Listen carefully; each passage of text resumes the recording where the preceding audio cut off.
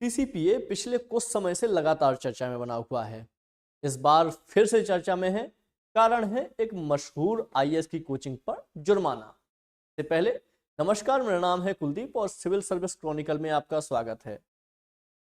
एक press release आया हुआ है, पीआईबी का प्रेस रिलीज, ये आप देख सकते हैं। CCPA impose 11 lakh penalty on coaching institute for misleading advertisement on UPSC civil service examination result. तो ये प्रेस रिलीज जारी किया हुआ है पीआईबी ने, प्रेस इंफॉर्मेशन ब्यूरो, भारत सरकार ने, जिसमें हमें बताया गया है कि एक ऐसी संस्था है जिसने मिसलीडिंग एड किया है, भ्रामक विज्ञापन किए हैं, उसके आधार पर उस पर 11 लाख रुपए जुर्माना लगाया है। यह पहली दफा नहीं है, कई बार इससे पहले भी बहुत मशहूर कोचिंग संस्थाओं जैसे दृष्टि, संवाद, इन सब पे भी जुर्माना लगाया जा चुका है।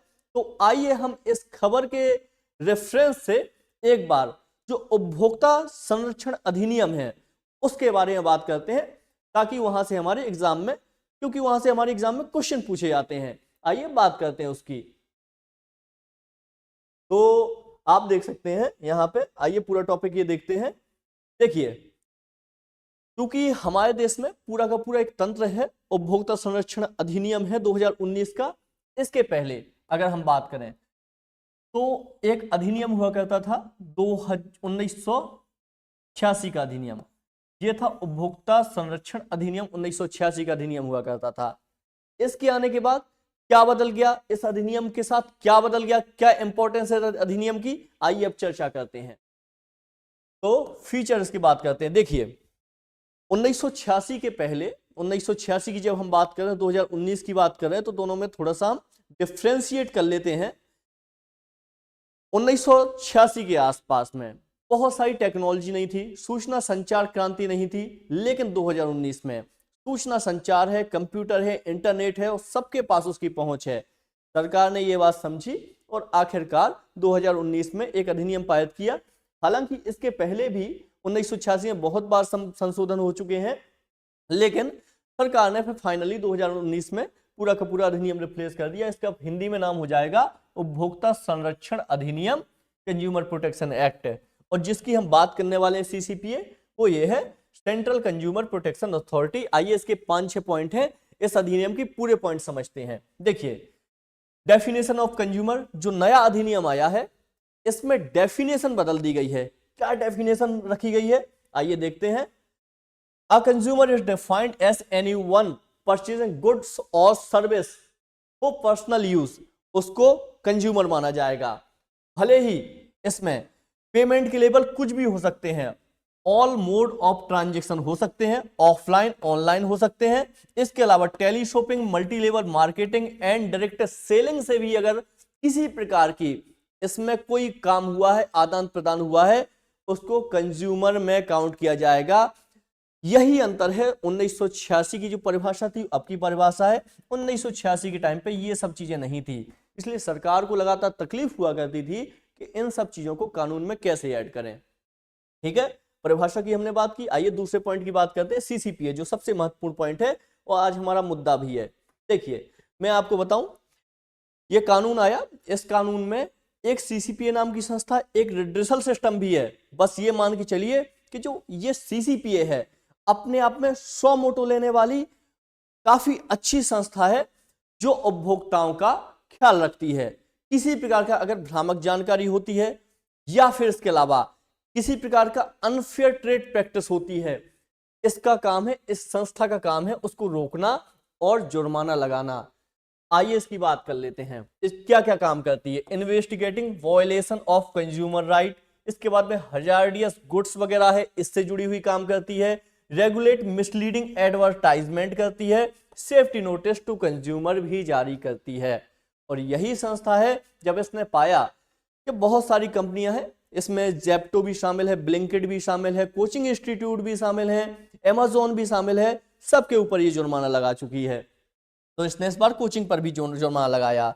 ये आप एक लाइन देखिए, ये आपका it can also file case before the consumer redressal dispute redressal system, यानी विवाद निपटान जो तंत्र है उससे पहले ये केस फाइल कर सकती है, उस पर एक्शन ले सकती है। एग्जाम में क्वेश्चन बन सकता है आपका क्योंकि सीसीपी इतना ज्यादा चर्चा में है कि कहीं ना कहीं से इसके एक पॉइंट निकाले जाएंगे जहां पे प्रश्न आपके बनेंगे, पीसीएस तक में प्रश्न बन सकते हैं।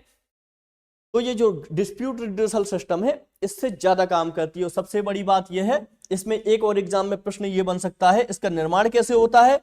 जो उपभोक्ता संरक्षण अधिनियम है, एक्ट है, उसकी धारा 10 के माध्यम से, उसकी धारा 10 के माध्यम से इस अधिनियम, इस प्राधिकरण का निर्माण किया जाता है। यहां से भी एक प्रश्न बन सकता है। ये स्वमोटो लेने वाली संस्था है। स्वमोटो मतलब स्वतः संज्ञान ले सकती है अगर कुछ भी देश में कहीं पर कुछ गलत हो रहा है उपभोक्ताओं के साथ या फिर कोई मिसलीड हो रहा है तो ये स्वमोटो ले सकती है। ठीक है, इसका याद रखिएगा सीसीपीए के बारे में। आगे बढ़ते हैं, हम तीसरा पॉइंट देखते हैं इस अधिनियम का, कंज्यूमर डिस्प्यूट रिड्रेसल कमीशन। ये क्या है? विवाद निपटान तंत्र है ये क्या करेगा? ये सीसीपीए की तरह काम करेगा। जैसे कोई शिकायत आती है तो उस शिकायत पे क्या करेगा? कार्रवाई करेगा, उसको न्यायालय में भेजा जाएगा, जहां पर क्योंकि क्वासी जुडिशियल है बॉडी है ये, यानी अर्ध न्यायिक तंत्र यहां पे होता है, तो प्रशासनिक अधिकारी यहां पे फैसले करते हैं। और इसको अपॉइंट कौन करता है? यहाँ पे जो अधिकारी होते हैं, जज होते हैं, उनको केंद्र सरकार अपॉइंट करती है। ये भी एक प्रश्न है, बहुत इंपॉर्टेंट प्रश्न है कि केंद्र सरकार ही अपॉइंट करती है जो यहाँ पे न्यायालय होते हैं इस सिस्टम में। ये सिस्टम 3 स्तर पे काम करता है, डिस्ट्रिक्ट लेवल पर, स्टेट लेवल पर, इसके अलावा नेशनल लेवल पर। यानी अगर आप डिस्ट्रिक्ट से असंतुष्ट हैं डिस्ट्रिक्ट कोर्ट से तो आप जाएं स्टेट में, फिर नेशनल भी आप जा सकते हैं। नेशनल में भी अगर आप असंतुष्ट हैं तो इसमें जा सकते हैं आप सीधे सुप्रीम कोर्ट में। ये भी यहाँ पे प्रावधान रखा है, ये भी यहाँ पे प्रश्न बन सकते हैं। यहाँ पे आपके 1 करोड़ तक के मामले सुलझाए जा सकते हैं, यहाँ पे 10 करोड़ तक के, यहाँ पे 10 करोड़ से ज्यादा के मामले सुलझाए जाते हैं नेशनल डिस्प्यूट सिस्टम में। ठीक है, ये आप इसका स्ट्रक्चर समझ लीजिए। आइए इसकी बात करते हैं। तो act mandate establishment of CDRC, consumer dispute redressal system. ठीक है, याद रखिएगा, district, state and national level. These bodies address complaint regarding unfair trade practice, defective goods service और ओवर प्राइसिंग। ये काम सीसीपीए भी करता है। तो आप इसको ऐसे समझ सकते हैं, वो प्राधिकरण है और ये पूरा का पूरा रिड्यूसल विवाद निपटान तंत्र है। यहाँ पे केस बाकायदा चलते हैं, लंबी सुनवाई चलती है। सीसीपीए क्या कर सकता है? त्वरित कार्रवाई कर सकता है, फास्ट काम करता है, फास्ट ट्रैक काम करता है। ठीक है, चलिए आगे बढ़ते हैं।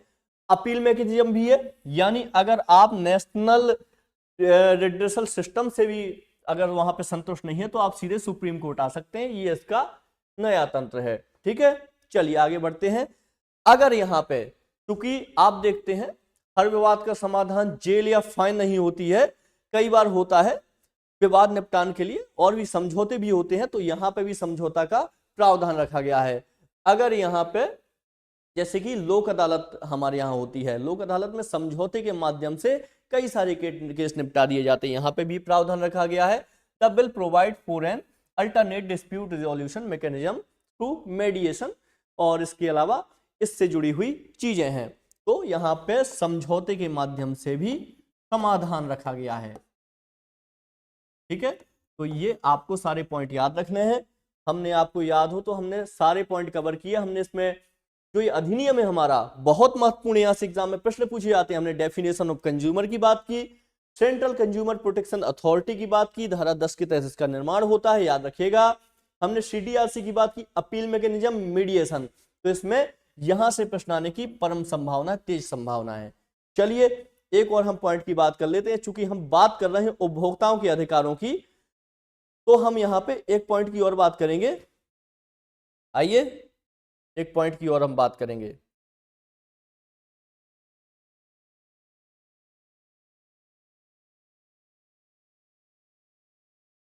क्योंकि सरकार ना और भी बहुत सारे ऐसे इनिशिएटिव चलाती है जिनके तहत, चलिए इसको हम अपने हाथों से करते हैं। सरकार बहुत सारे इनिशिएटिव चलाती है जिनके तहत हम ग्राहकों के लिए काम करते हैं। इसमें ग्राहक हेल्पलाइन आपकी हो गई, इसमें ग्राहक हेल्पलाइन, जागो ग्राहक जागो की हम बात करते हैं।